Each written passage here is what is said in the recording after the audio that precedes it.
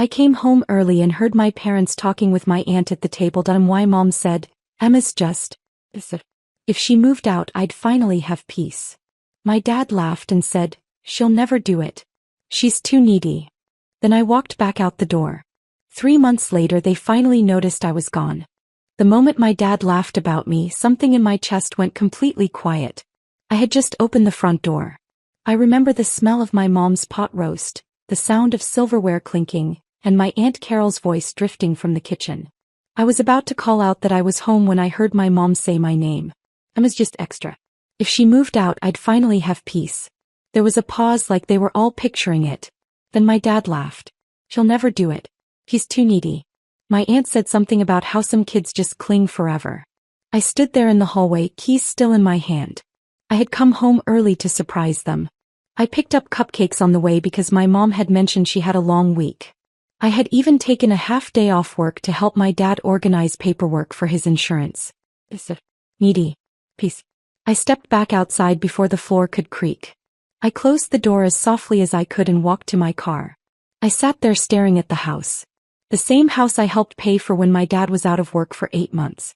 The same house I turned down a promotion for because it would have required moving states. They wanted peace. That night I came home at my usual time. I acted normal. My mom asked why I looked tired. My dad reminded me to transfer money for the water bill. No one mentioned what they had said. That was the part that hurt the most. It was casual for them. I did not cry. I did not confront them. I just started planning. Over the next week I quietly gathered my documents. Birth certificate. Passport. Tax records. I opened a new bank account at a different branch. I redirected my paycheck. I stopped automatically covering groceries. When my mom asked why the pantry seemed lighter, I told her prices went up. They complained about inflation. I stopped driving my dad to physical therapy. I told him my schedule changed. He had to start using a ride service. He grumbled about the cost. They did not connect it to me pulling away. 2 weeks later I toured a small studio apartment on the other side of town. The building was old but clean. The landlord, Marcus, said previous tenants usually stayed a long time because it was quiet. Quiet sounded perfect. I signed the lease that same afternoon. The move itself took less than 3 hours. I did it on a Tuesday while they were both at work. I rented a small van, packed only what I bought with my own money, and left everything else exactly where it was. I left my key on the kitchen counter. No note. No explanation. If I was extra, I would remove the extra. The first month in the studio felt strange. No one asking where I was going. No one commenting on what I ate. No one calling me dramatic for wanting privacy. They did not call the first week. I assumed they thought I was staying with a friend. The second week my mom texted, "Are you coming home tonight?" I did not respond. The third week my dad called once.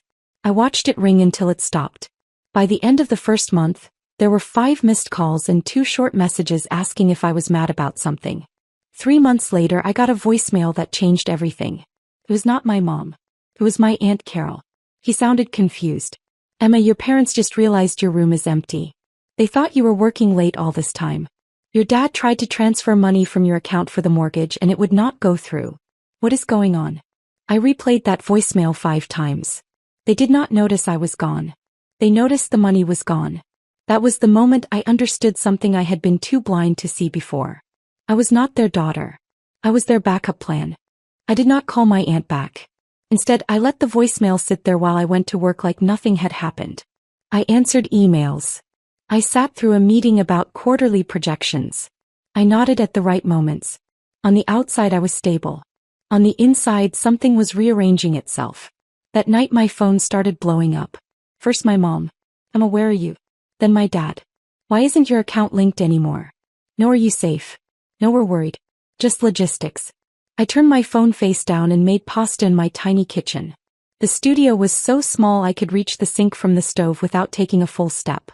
I remember thinking how ridiculous it was that this little room felt bigger than the house I grew up in. The next morning there were 12 missed calls. Around noon my manager, David, walked over to my desk and said, "There are 2 people here asking for you." My stomach dropped. Through the glass wall of the conference room I saw them. My parents. Sitting stiffly next to each other. My mom's purse on her lap. My dad staring at his phone. They had never come to my office before. Not once in 2 years. I walked in and closed the door behind me. My mom stood up immediately. Why would you do this? Do you know how scared we were? Asked scared of what? She blinked like the question confused her. My dad cut in. You disconnected the joint account. The mortgage payment bounced. There it was again. The money. I looked at both of them and said I moved out. My mom laughed like I had made a joke. No, you didn't. I did. Silence. My dad's face shifted first. We're across town. Why didn't you tell us? I almost said because I heard you. Instead I asked, would it have changed anything? My mom crossed her arms. This is dramatic, Emma. Families don't just disappear. I let that sit in the air for a second. Then I said, you told Aunt Carol you'd finally have peace if I moved out. My mom went still. My dad's eyes flicked toward her. You were listening? She asked. I came home early. My dad shook his head. That was taken out of context. What was the context? No one answered. My manager knocked lightly on the door, probably making sure things were not escalating. I told my parents I had to get back to work. My mom grabbed my arm before I left. You can't just abandon us. We rely on you. That sentence almost made me laugh. Rely on me. For the first time in my life, I realized how backward everything had been. I was the youngest in the family, but I was the one covering half the bills. The one scheduling appointments. The one fixing problems. And now their system had cracked. I told them I was not coming back. My dad's voice hardened. If you think you can survive on your own, go ahead. But don't expect us to bail you out when this falls apart. I said nothing. They left angry. That night, I finally listened to the rest of the voicemail from Aunt Carol. There was something at the end I had missed the first time. He said, call me back. There's something you need to know about the house. That part stuck with me. Because as far as I knew, the house was fine. And my parents were not the type to share problems unless they absolutely had to. I waited 2 days before calling Aunt Carol back. Not because I was scared. I just wanted to see what my parents would do first. They tried everything except apologizing. My mom sent long texts about how hurt she was. My dad sent short ones about responsibility. At one point he wrote, you can't just walk away from family obligations. I almost replied, watch me. Instead, I called my aunt on Sunday afternoon. She picked up immediately. Emma, thank God. What is going on? I told her I moved out. I told her I heard the conversation. She was quiet for a second, then said, I didn't think you were home. I know. She sighed. Your mom didn't mean it the way it sounded. It sounded clear. Another pause. Then she lowered her voice. You need to know something about the house. My stomach tightened.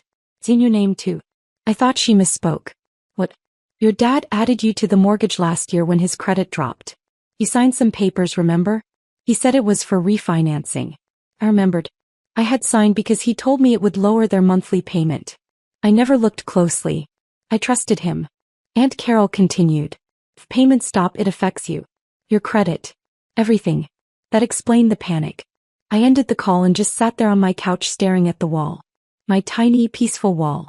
I pulled up my email and searched for the documents from last year. I found them. There was in plain language. Co-borrower. I was not just helping. I was legally tied to their house. That night my dad called again. I answered this time. Why didn't you tell me I was on the mortgage? He was silent for a second too long. It was temporary. That's not what the paperwork says. You're overreacting. It was the easiest way to secure approval. You used my credit.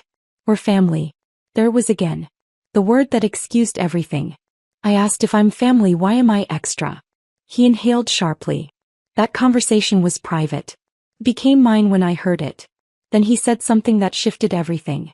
If you don't help with the payments, we lose the house. The way he said it was not emotional. It was practical. Like I was a utility bill. I hung up without responding. That night I could not sleep. Not because I felt guilty, but as I felt trapped. The next morning I requested a full copy of the mortgage agreement from the bank.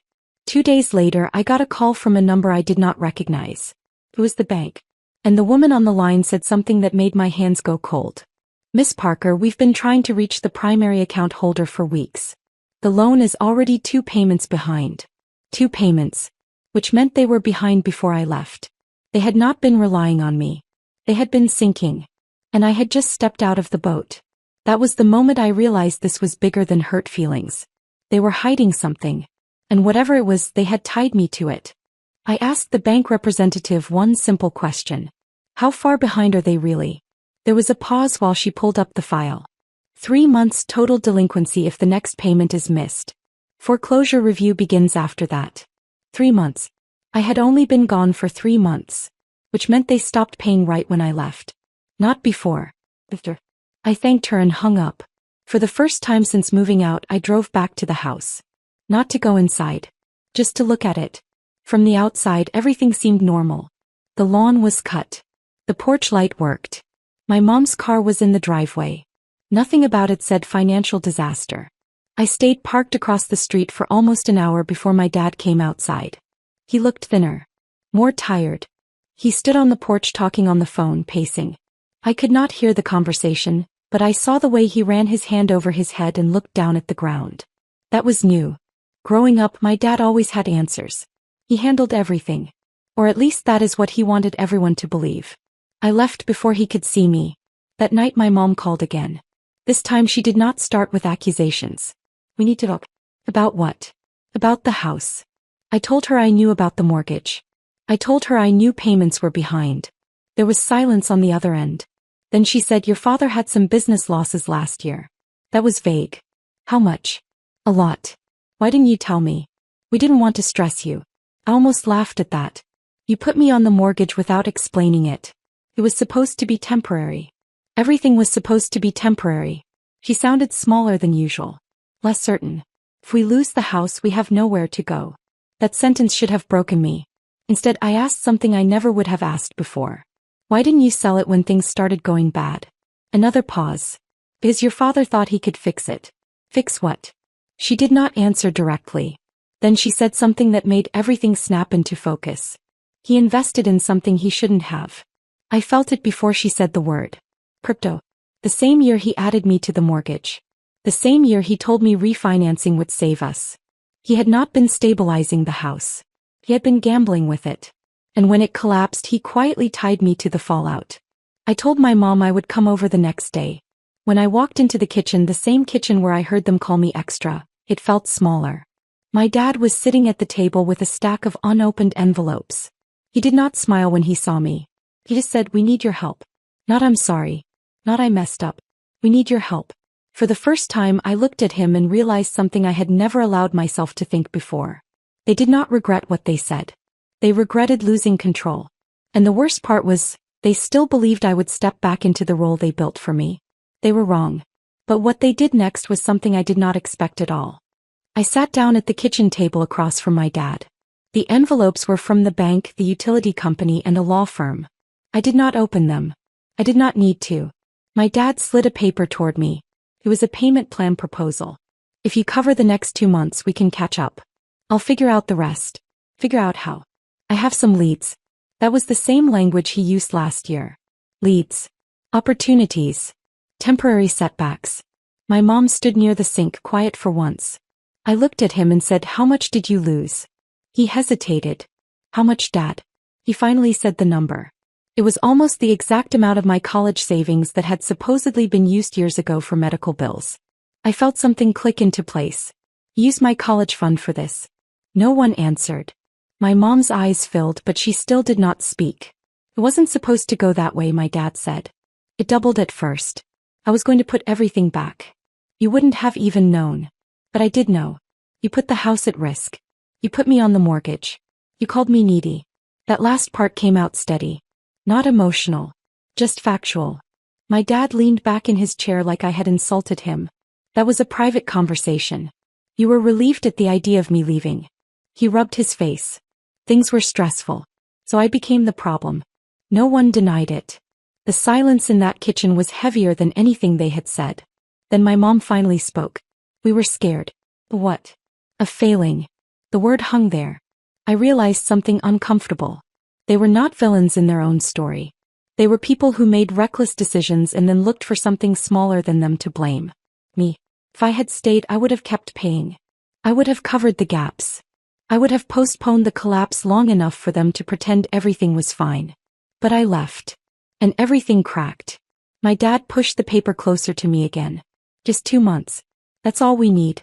I looked at the house around me. The walls I painted in high school. The dent in the cabinet from when I dropped a pan at 14. All of it suddenly felt like a set piece. I stood up. I'm not paying. My mom's voice broke for the first time. Emma, please. I'm removing myself from the mortgage. You can't just do that, my dad said. Watch me. I walked out of the house without slamming the door. No drama. No yelling. Just a decision. Over the next few weeks I spoke to a lawyer. I learned more about financial liability than I ever wanted to. Because I had signed under misleading circumstances, and because I was not listed as an owner on the deed, there were options. Not easy ones, but options. The foreclosure process moved faster than my parents expected. The bank did not care about pride, or family, or who was extra. 3 months later, a notice was posted on the front door. My mom called me that night, not about money. She was crying. We have to leave. For the first time I heard real regret. Not about the house. About me. We should have never treated you like that. It came too late. Because by then I had already signed a new lease. In a different city. I did not tell them I was leaving the city. Not at first. While they were packing up 20 years of furniture into cardboard boxes, I was packing my studio into 2 suitcases in the back of my car. The new job offer had come out of nowhere. A former coworker recommended me for a position 3 hours away. Better pay. Clean break. I signed the lease the same day my parents got their final foreclosure notice. Timing is strange like that. The last time I went to the house, it barely looked like ours. The living room echoed. The walls were marked where frames used to hang. My dad was taking apart the dining table. The same table where they called me extra. My mom hugged me the second I walked in. We were wrong. I did not respond. Your father thought he was protecting us. I thought keeping things quiet would keep you from worrying. We kept telling ourselves you were strong enough to handle more. I said I was your daughter. Not your backup plan. My dad stopped what he was doing. He looked older than I had ever seen him. Not just tired. Smaller. I messed up. That was the first time he said it without an excuse attached. I should have never put you on that loan. I should have never touched your college money. And I should have never let you think you were a burden. The words were clear. Direct. No defensiveness. 3 months ago that apology would have changed everything. Now it just felt like proof that I had been right to leave. Where will you go? I asked. Your aunt has a spare room, my mom said. For now. The house that had defined our entire family was already someone else's problem. There was a real estate sign staked into the lawn. My dad walked me to my car. Are you coming back to visit? I thought about it. I don't know. He nodded. You deserved better from us. That sentence followed me all the way to the highway. I started my new job the following Monday. New apartment. New routines. No one asking where my paycheck was going. No one calling me dramatic for wanting space. A month later my mom sent me a photo. They were in my aunt's backyard. Folding chairs. Paper plates. My dad grilling. We're figuring things out, she wrote. We're in counseling. I stared at the message for a long time before replying. I'm glad. That was it. They did regret it. I could hear it in every call now. In the way they asked about my job instead of my bank account. In the way my dad said I'm proud of you without following it with a request. But regret does not rewind things. The version of me who would have stayed, paid everything and swallowed the comments is gone. They wanted peace. So I gave it to them. And for the first time in my life I kept some for myself too. Some for myself too. Some for myself too.